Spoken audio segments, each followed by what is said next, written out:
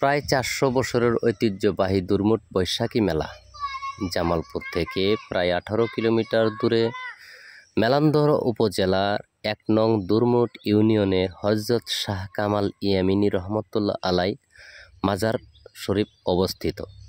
এখানে প্রতি বছর মেলা অনুষ্ঠিত হয়। এখানে কেউ আসে খিচুড়ি রান্না করতে, কেউ আসে মেলাতে কেনাকাটা করতে এবং কেউ আসে মনের বাসনা নিয়ে।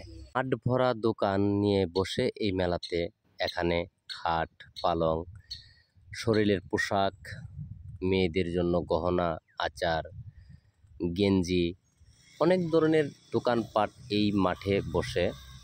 পুরা ১ মাস ব্যাপী এই মাঠে ধুমধামে আয়োজন চলে।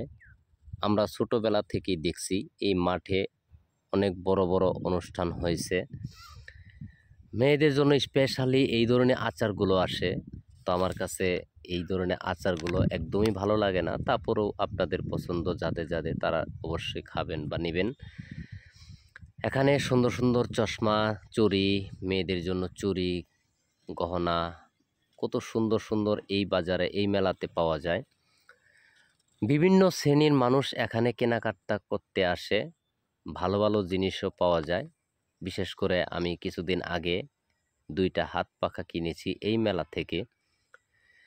মেয়েদের, ছোটদের, ছেলেদের, ছোটদের, বাচ্চাদের জন্য রয়েছে সুন্দর সুন্দর সমাহার, পুতুল, খেলনা, দেখলে মন ভরে যায়। এই যে টি শার্টগুলো কত সুন্দর, দেখলে আর বেশি ভালো লাগে। এখানে এই যে খাবারগুলো খুরমা, সাজ, বুন্দা এগুলো কিনতে অনেক ধরনের মানুষ আসে। ধন্যবাদ সকলকেই।